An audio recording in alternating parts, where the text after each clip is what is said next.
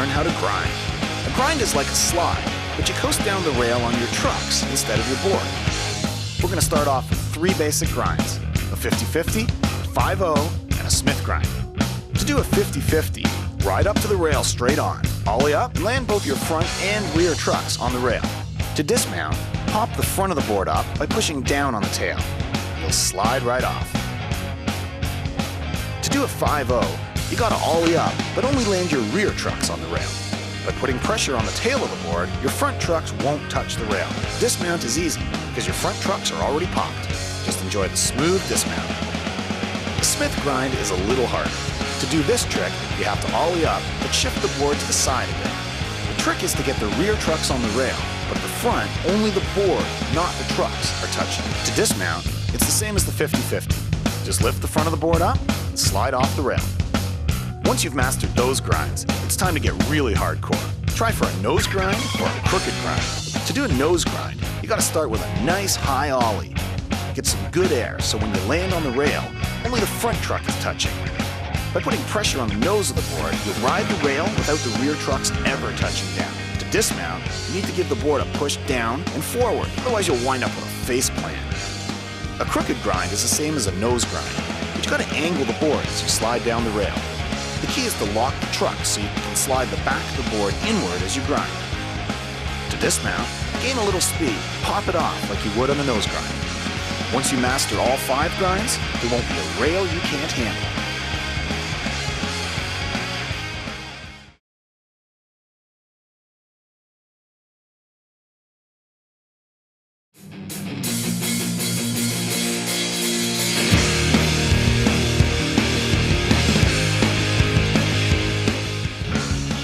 Flipping the board during an ollie is a great way to show off your board skills. Whether you're kick flipping over an object or just mixing it up a little while you skate, flips are some sick tricks that demand respect. We're going to show you how to do a kick flip, heel flip, fakie impossible, and a 360 flip. To perform a kick flip, start off with a standard ollie. The key difference is that when you slide your finger up to level the board, you slide it up and towards you. This motion will start the board spinning.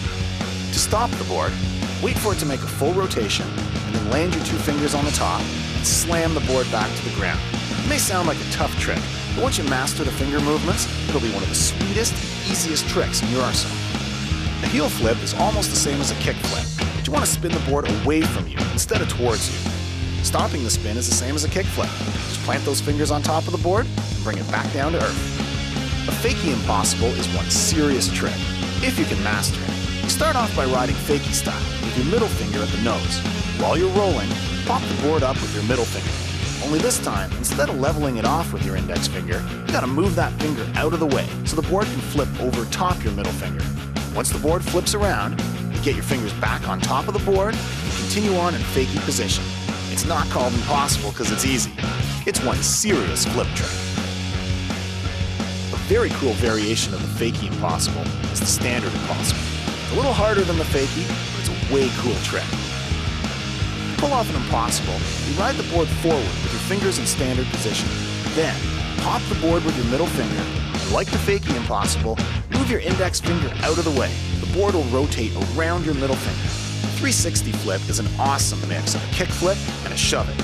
It's probably the hardest flip in the book, but if you can master it, you'll become part of a skating elite. To pull off a 360 flip, you start by popping the board.